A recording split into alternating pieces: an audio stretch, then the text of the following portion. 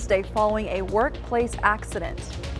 The DOJ says there's not enough evidence to support a federal prosecution into the death of Shankella Robinson. And leaders in Uvalde have released an animation of what the new elementary will look like after construction. We have a pretty nice day today, but we also have some showers that almost made it to our area. It came in from Houston. Will that happen again tomorrow? I'll have your 7-day forecast coming up. And a Victoria East athlete shows out at the district track meet. That and more in sports. You're watching 25 News Now at 10. Good evening and thank you for joining us for 25 News Now at 10. I'm Don Brubaker. And I'm Karina Garcia. Hallettsville police say a man had to go to the hospital after hurting his right leg at a job site. It happened at 698 U.S. Highway 77 North. The man had a deep cut to his right leg. He was hit with a backhoe. The man is expected to make a full recovery. This is Skyview 25 over the Luther Hotel in Palacios. Friday, Judge Polly Spencer will hear arguments on the issues of whether to keep the Luther Hotel or to sell it to the Ed Rochal Foundation. If it goes to the foundation, the Luther Hotel, built in 1903, will be demolished. The hearing will be online and will be streamed on her YouTube channel. On June 22nd, there will be an in-person hearing at the Matagorda County Courthouse in Bay City to determine the future of the Luther Hotel. The DOJ said today there's not enough evidence to support a federal prosecution of the death of Shankella Robinson. She died in Mexico while on vacation in October. Their statement said the decision was based on the investigation by the FBI and the U.S. Attorney's Office, as well as the results of an autopsy done in the United States. Sue Ann Robinson, who represents the Robinson family but is not related, criticized the delay in the investigation. She says the U.S. autopsy was done after the body was embalmed.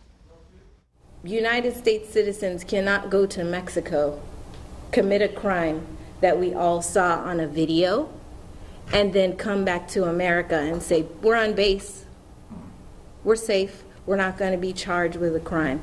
That cannot be the message that the U.S. authorities want to send. Robinson also said federal prosecutors did not take her case seriously, citing a video that showed a woman violently attacking Shankella during the trip. Robinson said there will be a march on the State Department in Washington on May 19th if there's no action in the case by then. May 19th would be the 200th day since Shankella Robinson's death. The Shelby County Board of Commissioners in Memphis voting today to reappoint Justin Pearson to the Tennessee House of Representatives. It comes 2 days after the Nashville Metropolitan Council did the same for Justin Jones. The State House expelled both Pearson and Jones from their seats last Thursday after they led a protest seeking gun reform in the Capitol. Never been. That's who we are. That's who we will forever be. We got a problem in this state. We got a proliferation of gun violence because of policies and practices and legislation coming from the state legislature of Tennessee, reducing the permitless carry, removing the permit to carry weapons, reducing the age from 21 to 18, saying that to fix school shootings, just arm teachers. Gloria Johnson, who joined the two men in the demonstration on the House floor, was not expelled. Tennessee's House came under fire for ousting Pearson and Jones, both black but not Johnson, who is white. Let's take a first look at your forecast with First Warn Storm Team Chief Meteorologist Mac Perez. And Mac, the latest from the National Weather Service that the river flood warning for the Guadalupe River at Bloomington will end tomorrow afternoon. We'll be free of the flood warnings. Oh, finally. That's right, and people can finally go back down to the river bottoms to pick up whatever they left down there. Today we had a really nice day because this weather system that's affecting Florida gave us a northeast wind. As a result, we had some storms in the Houston area that got very close to our area. Bayside, or Bay City rather, got some rain out of this. We'll be taking a look at all that and see what their 7-day forecast looks like coming up in just a few minutes. Stay tuned. Mac, thank you. Renderings of a new elementary school under construction in Uvalde CISD were recently released at a community meeting on Tuesday. The meeting was hosted by the Uvalde CISD Moving Forward Foundation and Uvalde CISD Community Advisory Committee. Part of the proposed design includes a tribute tree to the 21 lives lost on May 24, 2022.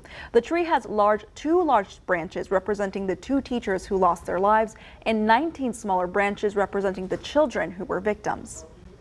So when you're looking from the outside into the inside of the campus into the library, you'll see a large tree structure that'll have 2 main branches representing the teachers who passed, and then 19 other branches that will be the children. The meeting also provided an update on the progress of the new elementary school and a final step in the development process. The Uvalde CISD Community Advisory Committee and Huckabee Architects will present the plans to the Uvalde CISD Board for approval next Monday. A parent in Oregon is calling for charges after he says a teacher poured hydrogen peroxide on his son's hand in class to wake him up. It was burning super bad. It was a normal Tuesday morning for Landon Navarro. My first initial reaction was anger.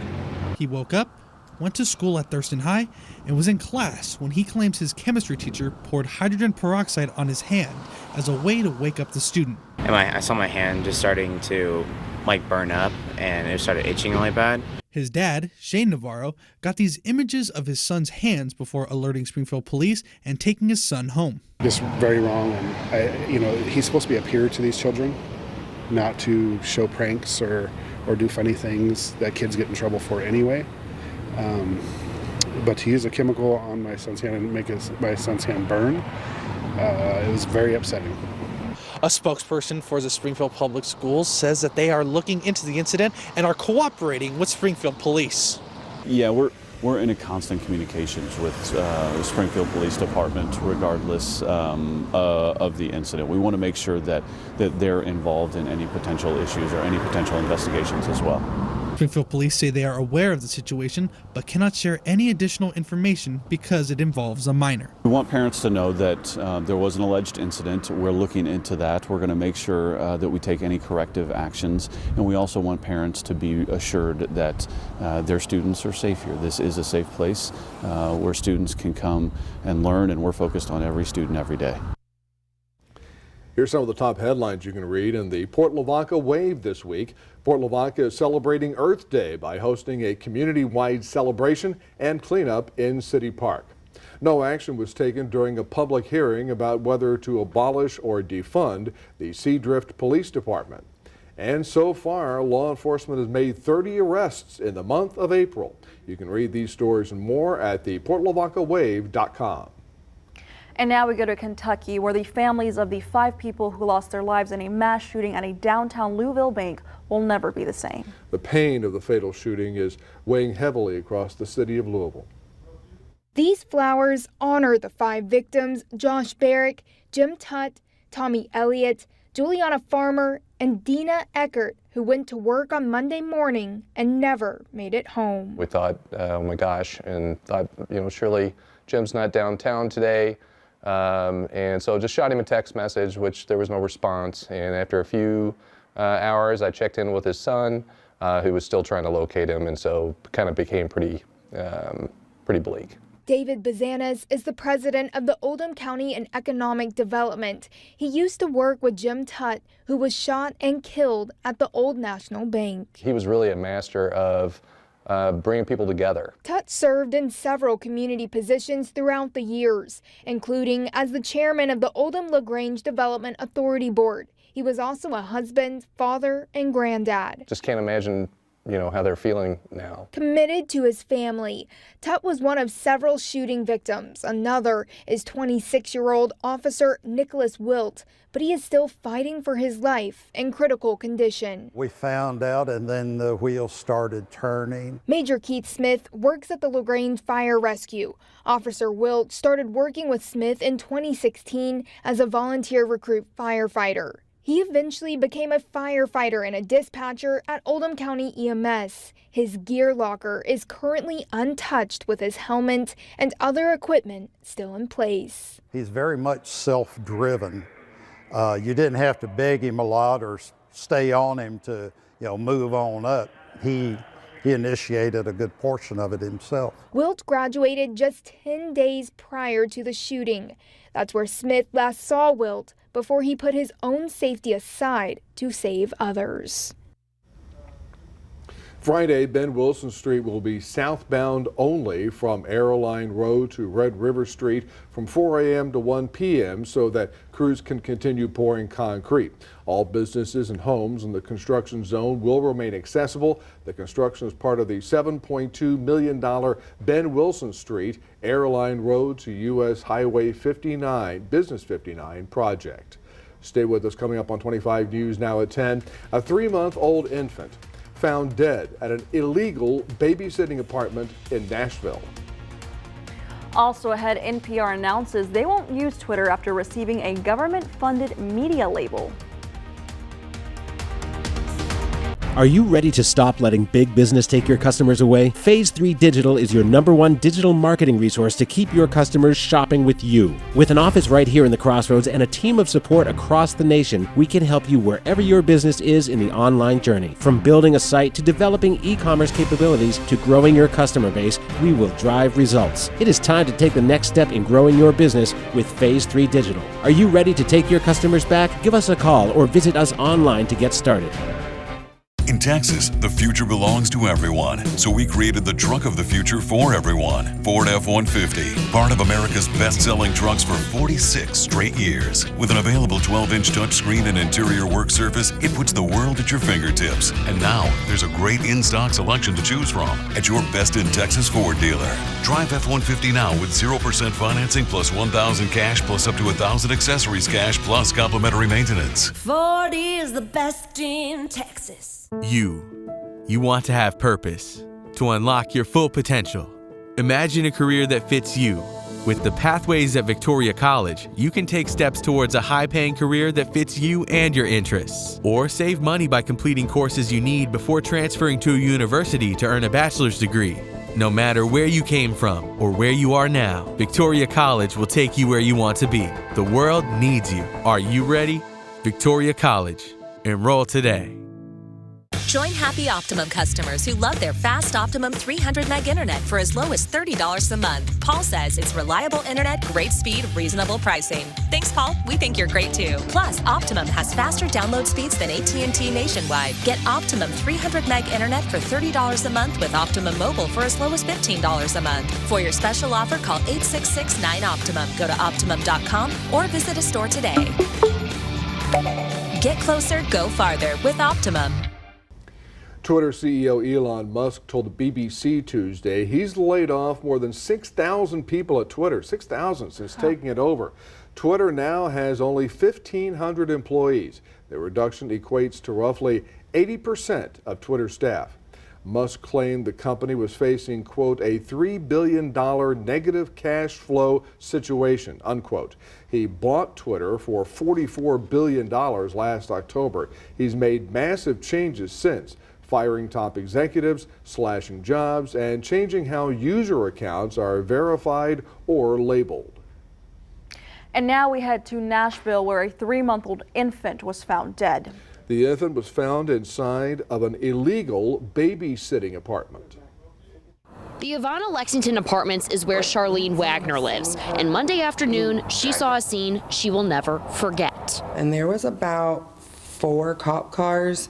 We weren't exactly sure what was happening. Moments later, she says she saw people and babies sobbing. And then I saw parents coming down the stairs, like rushing down the stairs, holding their baby, and they were crying. And then I remember seeing a man get out of his car and just run up the stairs. I mean, it was missing 2 or 3 steps at a time just to get up there. And he came down with his child, but it was just like, you could see the fear in these parents' faces. Metro Police say Ann Jordan was watching 7 kids under 16 months. They say 6 kids are okay, but 1 baby died. Police say there were no obvious injuries or medical issues. It's just devastating.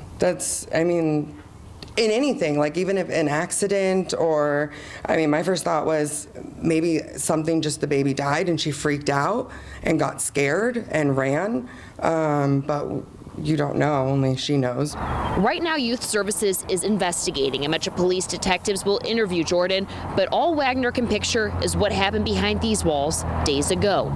Just thinking of babies sitting there in their diapers and screaming. And now NPR announced they will no longer be active on Twitter today. Last week, Twitter labeled NPR as state-affiliated media, normally reserved for foreign propaganda outlets. Over the weekend, Twitter revised their label to government-funded media.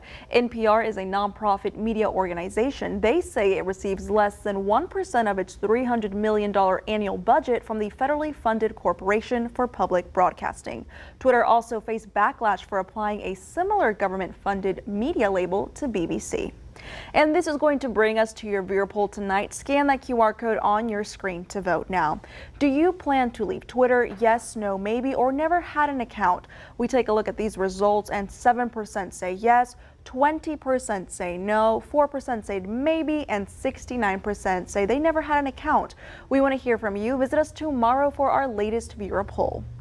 Now, a nurse practitioner in North Carolina recently donated a kidney to save a patient's life. And that patient was her own father. Now, dad and daughter are both recovering well. Here's more. Closer. Oh. For Larry Koch and Lauren Herlihy, We were already close. I know. they've always had a tight relationship. He's been a great dad. When his kidney disease progressed to stage 4 last summer, the then 77-year-old was told dialysis might be the next step if he didn't get a donor, and fast. This really was probably a narrow window for him, and realistically speaking, living donation was really his only option. Herlihy knew she could offer the quickest solution. It wasn't a choice for me, really. I didn't want to see him go through the final sort of decade of his life on dialysis. The decision was emotional for both of them. And I was always a little concerned about what the impact on her would be.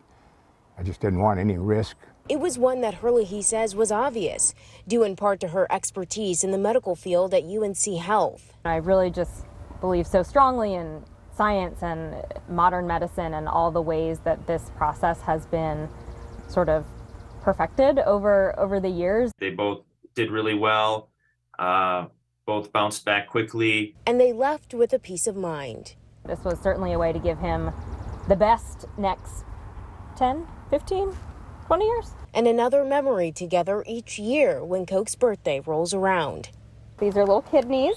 I always remember March 21st. Oh, yes. Of my, just before my 78th birthday. This time of year has turned into a celebration of life for this family.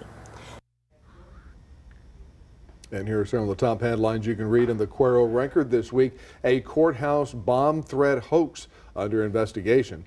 And Studio Built has a ribbon-cutting ceremony for its grand opening. Plus, local author and guest Cindy Bonner visits the Cuero Library for National Library Week. You can read these stories and more at DeWittCountyToday.com. And alrighty, grab your cell phone and scan this QR code. This is our quick response code to download the Crossroads Today app. You can get breaking news alerts and vote in our viewer polls, get the latest news, weather, and sports, and learn all about our ongoing contests right there on our app. You can also submit news tips, videos, and photos. Here's Mac. Thank you very much. We had a pretty nice day today, but by the end of the day, the southeast wind brought the temperature up. Will that continue? Well, we'll have your look at your forecast coming up in a moment. Stay tuned. Don't go away. We'll be right back. We went to the New York premiere of Tom Hanks' new film. He was like, hey, so every time he did this, I was like, hey! Thursday on Sherry, Aisha Tyler. Keep Victoria Beautiful is having a cleanup for Earth Day. April 22nd, that morning, we're gonna go clean up all around Victoria. Make this place we call home just a little bit nicer. Last time we had 400 of your friends, neighbors, high school baseball players, teachers, nurses there to help clean up. Go to keepvictoriabeautiful.org to sign up and learn more. Bring a team. It's going to be a great Saturday morning. Look forward to seeing you there. Victory GMC is the favorite in the Crossroads because our staff has years of experience and they know how to make their customers smile. Walter Dixon, 32 years. Linda Briggs, 38 years. Jose Garza, 24 years. Jake Hargis, 23 years. Houston Polyver, 3 years. Come let the right people give you a world-class buying experience. We think you'll call it victory. Attention parents! If you are working, looking for work, attending school, or in training for a better career, did you know that you may qualify for child care assistance through Workforce Solutions Golden Crescent? Child care assistance can help you make those ends meet and is just a phone call away. Some guidelines apply. If you live in Calhoun, DeWitt, Goliad, Gonzales, Jackson, Lavaca, or Victoria County, call 578-0341 to schedule your appointment to learn more. Workforce Solutions Golden Crescent, working for you. Workforce Solutions is an equal opportunity employer program.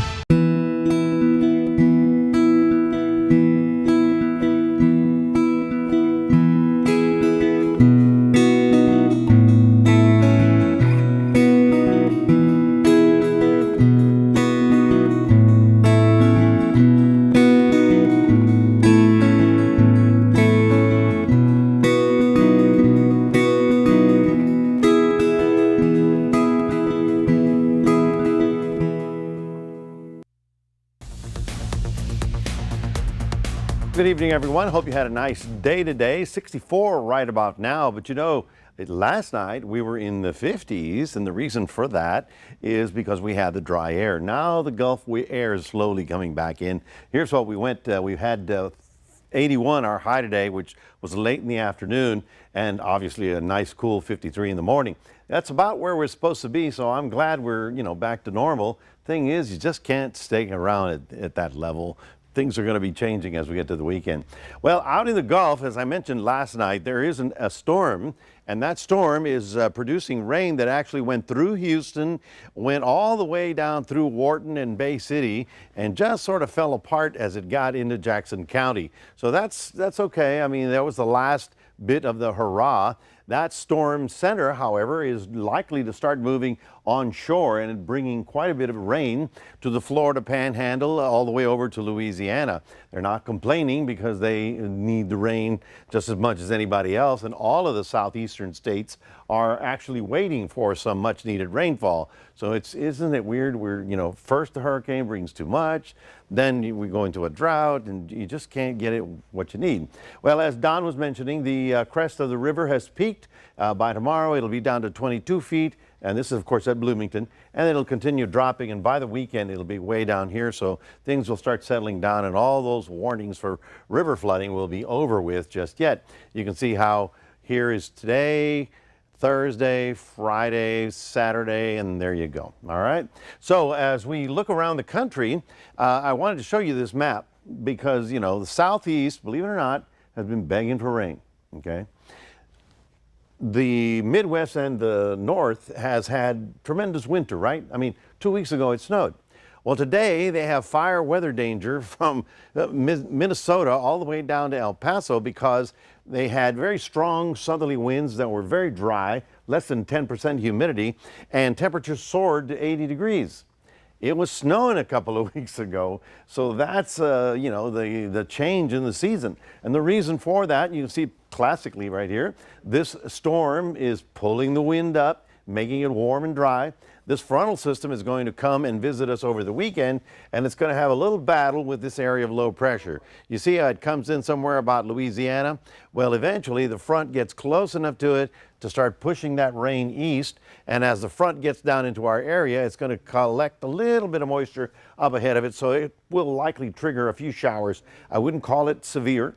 I wouldn't call it for very long either, because the front is actually going to pass through and give us some nice weather as we get to the weekend. So all of a sudden things are looking up. As we get to, mariners should know the following. It'll be very nice in the morning hours, just 72 by sunrise. But then by the afternoon, the winds are going to turn around to the southeast. And late in the day, they're going to be fairly strong, as you see right here, getting up to 15, 20 knots. So it will be okay in the morning, but by afternoon, watch out. The wind will be getting stronger and stronger for the next couple of days. The reason for that wind is that storm, the frontal system. Saturday night, some showers. By Sunday, that thing should pull away, giving us a high temperature of 77 degrees. That's your 7-day forecast. We got a QR code. We want you to scan that, put it on your phone, and you can take everything wherever you need to go to get the latest in news, weather, and sports with Gino. Thanks, Mac. The Lady Flyers had a tough matchup against the Yellow Jackets today. That's coming up after the break. The Victoria Television Group is proud to honor our veterans, and we need your entries. Each month, we'll acknowledge a new veteran to salute. To submit, go to the Military Hero page on CrossroadsToday.com and help us recognize the deserving servicemen and women in our community. Texas? Now's the time to gear up and save on a new Ford SUV. Get great deals on our most capable lineup. Now with a great in-stock selection to choose from, like the spacious and tech-savvy Ford Expedition or Ford Explorer and Bronco Sport. Ford SUVs, #1 in brand loyalty. Drive Escape now with 0% financing plus $1,000 cash, plus up to $500 accessories cash, plus complimentary maintenance. Ford is the best in Texas. When it comes from McAdams, it shows you care. The freshest flowers, the prettiest plants, balloons and gift baskets too. If beautifully unique is what you seek, making lasting impressions is what we do. Always the very best value for you. When it comes from McAdams, it shows you care. Please tune in Sundays at 11 a.m. on KAVU Channel 25, Suddenlink Channel 4 to view the First Baptist Church weekly service.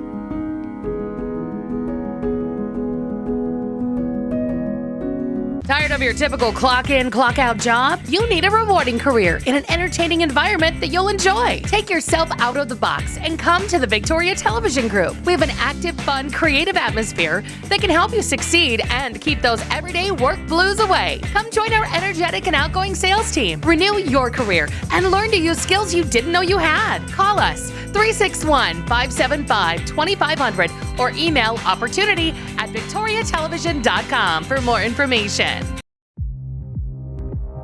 Make your first move with battery power made by Steel.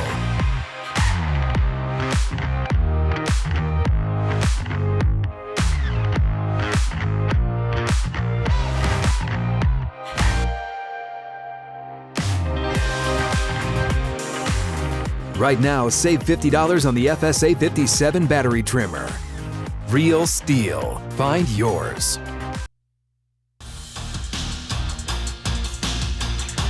At Crossroads, the Victoria East and West track teams are competing at the district track meet in Corpus Christi, and one East Titan won multiple medals in multiple events.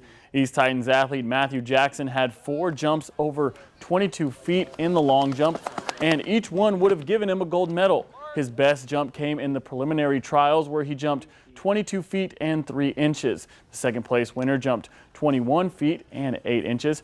The bronze medalist jumped 21 feet and 3.5 inches. The West Warrior Zorian Barfield jumped a total length of 20 feet and 2 inches, giving him a 6th place finish. Jackson also finished first in the 200-meter dash and brings home the bronze in the high jump. For a complete list of the results for boys and girls track meet, go to our website at crossroadstoday.com. The St. Joseph Lady Flyers hosted the St. Anthony Yellow Jackets at the Field of Dreams today. The Lady Flyers fell behind early as the Yellow Jackets scored 2 runs in the top of the 3rd, but the Lady Flyers got some much-needed momentum after Elena St. Jean hit a home run in the bottom of the 4th inning. The momentum continued through the 5th when Caitlin Coulaire singled to bring home the tying run. Things would go quite well for both the Flyers and the Yellow Jackets as the game would go into the final inning tied, but this right here on your screen would be the game-winning hit and walk-off hit as Maddie Rodriguez brings in the game-winning score. For the 2nd game in a row, St. Jean hits a home run. Abby Cantu pitched a complete game, totaling 10 strikeouts.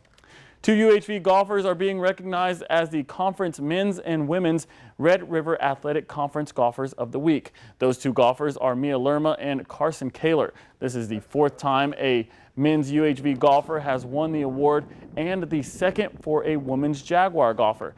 Kaler wins the award for the second time this season after winning it for the first time at the Claude Jacobs Invitational. This is Lerma's first time winning it this year. Lerma wins the award after winning her first career win at the Blinn College Invitational in early April. Kaler sought a season best at the Dallas Baptist University competition. He had 14 birdies in 3 rounds. The men will host the RRAC tournament April 24th through the 25th at Victoria Country Club. The women will compete in the Continental Athletic Conference tournament May 1st through the 2nd at the Golf Club of Texas in San Antonio. Riverside Golf Course will be closed for a golf tournament starting Thursday and continuing through the weekend. The reason is because nearly 100 young golfers from around the world will come to Victoria to test their skills when the City of Victoria hosts the Victoria Texas Preview, which is an American Junior Golf Association preview tournament. And that will go from the 13th through the 16th at the Riverside Golf Course. The tournament will feature players aged 12 through 19. And if you would like to volunteer to help, the link is on our website at crossroadstoday.com. Well, that's your sports. Don and Karina, back to you. And it looks like the weather will be nice for that golf tournament, That's right. too. All right, Gino, thank you. Stay with us. Coming up on 25 News now at 10. We'll take a last look at your weather. Plus, Arkansas's governor signs a bill imposing an age limit for social media usage. When our law firm takes your case, it becomes part of our world. Everyone at the firm works together as a team to get the job done. We work with each other. We go to trial together. We're the ones that wake up in the middle of the night thinking about what to do next on a case. That's our job. That's what we're here for. We help each other on cases, and that's why we get the results that we do. We are members of this community, and when a member of this community trusts us with their case, we take that trust very seriously. Do you know an outstanding athlete in your area? Go to crossroadstoday.com and submit your nomination for the Athlete of the Week, which is brought to you by Pepsi Cola. Then tune in to 25 News Now on Thursdays 6 p.m. news and Fridays 6 a.m. news to see who will be Pepsi's Athlete of the Week. Support local athletics and submit your Athlete of the Week on crossroadstoday.com for any athlete in the Crossroads area. Athlete of the Week is brought to you by Pepsi Cola, the preferred partner of local athletes. CDC data shows the U.S. pregnancy rate fell over the past decade. In 2019, 5.5 million women were pregnant, down from just over 6 million in 2010. Unintended pregnancy fell 15% and abortions became less common.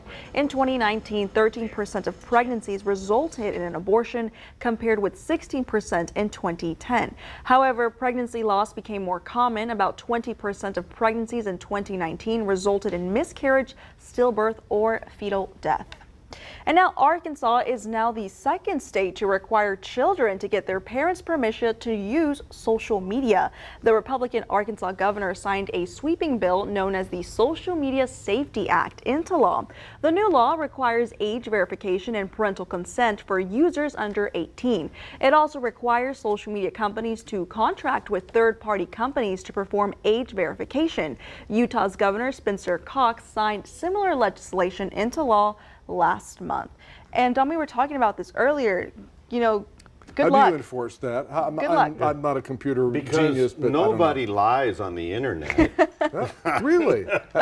Everybody's honest. That's breaking news. Well, I don't know how they'll enforce it. I mean, it's not a bad idea to watch over what your young people are doing, but how do you're going to watch them 24/7? Well, and that's social media, which is nice, but there are websites they can go to that are bad or worse than that. I mean, that's true. It's all on your phone. It is tough, Mac, but I know the weather's not going to be tough for us. No, weather's not tough. Weather is good, folks. We had a great day today. Tomorrow we'll get up to 80. The southeast wind will kick in. It'll be a little bit more warm and humid by Friday and Saturday. Saturday night, that little front comes through with a few showers. And then on Sunday, we actually get back to some cooler weather. So I'll take it because sooner or later, the 90s will start, and I'm not ready for that. All right. Mac, thank you. And finally tonight, meet Pearl, the world's shortest dog. She's a 2-year-old Chihuahua who's shorter than a popsicle stick and about the length of a dollar bill. The pocket-sized pup is the new official holder of the Guinness World Record for shortest dog alive. Pearl's owner says she enjoys eating high-quality food like chicken and salmon and loves dressing up nice. A dwarf Yorkshire Terrier holds the record as the tiniest pup ever at 2.8 inches tall. Oh, she's fabulous. Where do they find clothing that fits her, you know? I don't know, doggone, my God.